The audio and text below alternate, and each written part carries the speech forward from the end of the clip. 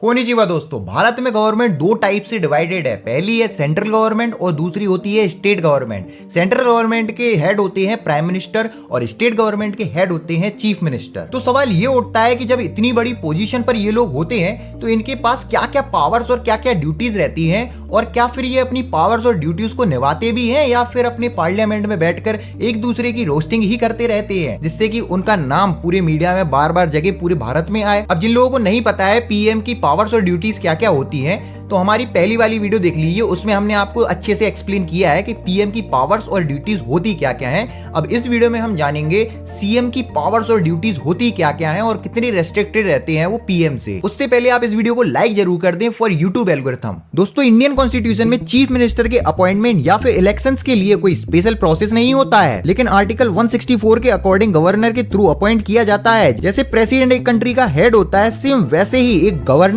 एक स्टेट का हेड होता है जो राष्ट्रपति की पोजीशन को स्टेट लेवल पर रिप्रेजेंट करता है। एक स्टेट गवर्नमेंट का हेड चीफ मिनिस्टर होता है, तो जो पावर्स स्टेट गवर्नमेंट के पास होती हैं वो चीफ मिनिस्टर को मिल जाती हैं। बट इसमें एक ट्विस्ट है कि हर स्टेट के एक सीएम के पास अलग अलग पावर्स होती हैं। अब इसको अच्छे से समझने के लिए हमें एक स्ट्रक्चर समझना जरूरी है पूरे इंडिया के स्टेट्स का। दोस्तों, भारत में पहले 29 स्टेट्स और 7 यूनियन टेरिटरीज होती थी, लेकिन आर्टिकल 370 और 350A हटने के बाद जम्मू कश्मीर एक स्टेट की जगह दो नई यूनियन टेरिटरीज में एड ऑन हो गया। पहला है जम्मू एंड कश्मीर, दूसरा है लद्दाख। अब सवाल ये उठता है कि भारत में अभी प्रेजेंट में कितनी स्टेट्स और कितनी यूनियन टेरिटरीज है।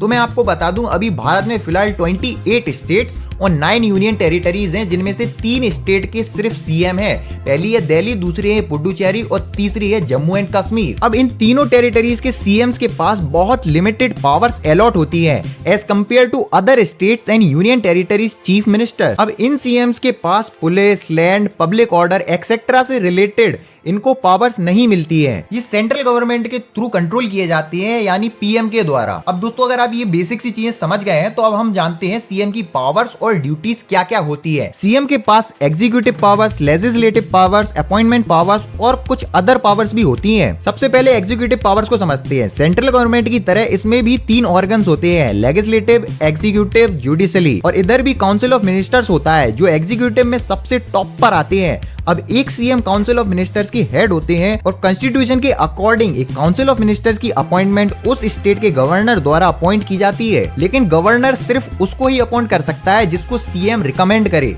सीएम के पास ये पावर्स होती हैं कि वो अपने अकॉर्डिंग अपने स्टेट के काउंसिल ऑफ मिनिस्टर्स को चूज कर सकता है और उसके ऊपर अपना पूरा कंट्रोल भी ले सकता है। चीफ मिनिस्टर किसी भी मिनिस्टर को कोई भी पोजीशन दे सकता है, उसको इंटरचेंज भी कर सकता है, और उसके अलावा अगर फ्यूचर में एक सीएम को कोई मिनिस्टर का काम पसंद नहीं आता है तब वो उस मिनिस्टर को रिजाइन करने पर मजबूर भी कर सकता है। और दूसरी तरफ अगर किसी मिनिस्टर ने बहुत अच्छा डिसीजन लिया है तो सीएम उसको इन्फ्लुएंस भी कर सकते हैं और उस डिसीजन को परमिशन दे सकते हैं अप्लाई करने के लिए। अगर कभी सीएम ने ही रिजाइन कर दिया तब काउंसिल ऑफ मिनिस्टर्स भी उनके रिजाइन के साथ डिसॉल्व हो जाएंगे। सेकंड है लेजिस्लेटिव पावर। सीएम विधानसभा में हाउस के लीडर होते हैं। चीफ मिनिस्टर गवर्नर को स्टेट लेजिस्लेचर के कोई भी सेशन को स्टार्ट और एंड करने के लिए कह सकते हैं। फॉर एग्जाम्पल, आज से कुछ साल पहले तेलंगाना में सीएम ने गवर्नर को रिकमेंडेशन दी और तेलंगाना की विधानसभा डिसॉल्व हो गई थी। Next is appointment power. Chief minister के पास कुछ पावर्स भी होती हैं, जैसे वो गवर्नर को भी अपॉइंट कर सकते हैं। जैसे एडवोकेट जनरल, कुछ साल पहले छत्तीसगढ़ के सीएम भूपेश बघेल की एडवाइस पर सतीश वर्मा को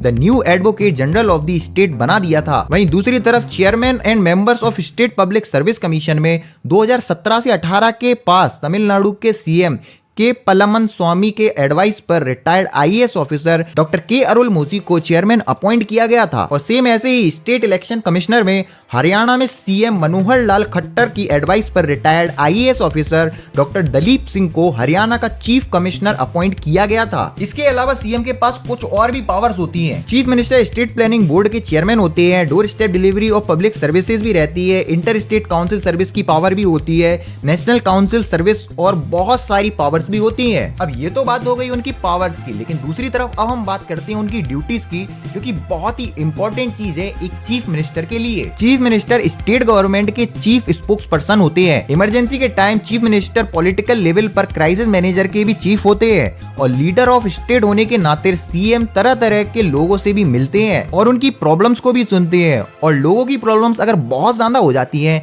तब सीएम विंडो नाम से भी एक फैसिलिटी है, उसको अप्लाई कर सकते हैं। चीफ मिनिस्टर की ये ड्यूटी होती है कि वो काउंसिल ऑफ मिनिस्टर से रिलेटेड कोई भी डिसीजन को और लेजिस्लेटिव असेंबली के प्रपोजल्स को गवर्नर के सामने रिपोर्ट करके दे। अब दोस्तों ये तो बात हो गई एक चीफ मिनिस्टर की पावर्स और ड्यूटीज की, लेकिन अगर ग्राउंड लेवल पर देखा जाए, कुछ चीफ मिनिस्टर तो इन पावर्स और ड्यूटीज से भी अलग ही काम कर रहे हैं। कहीं वो क्रिमिनल्स को सजा देने के लिए खुद ही उधर पे सजा दे देते हैं, कहीं अगर किसी ने कुछ गलत किया है तो उसके खिलाफ केस करने की वजह वो बुलडोजर चला देते हैं। तो अभी के टाइम पे तो सिर्फ चीफ मिनिस्टर की यही पावर्स हैं कि वो कुछ भी कर सकता है। अब क्या तो इसलिए कुछ नहीं सकते हैं क्योंकि जो चीफ मिनिस्टर है उसकी ही एक सेंट्रल गवर्नमेंट है, मतलब उसका ही एक पीएम बैठा हुआ है सबसे ऊपर, तो इसके लिए कोई कुछ कह नहीं सकता है, जो मन में आए वो करते हैं वो। चलो छोड़ो, इनकी बात छोड़ो। अगर आपको ये वीडियो हमारी अच्छी लगी हो तो इस वीडियो को जरूर लाइक करें और हाँ, हमारे चैनल को सब्सक्राइब जरूर करें। मिलते हैं आपको अगली वीडियो में ऐसे ही मजेदार वीडियो के साथ, तब तक के लिए धन्यवाद।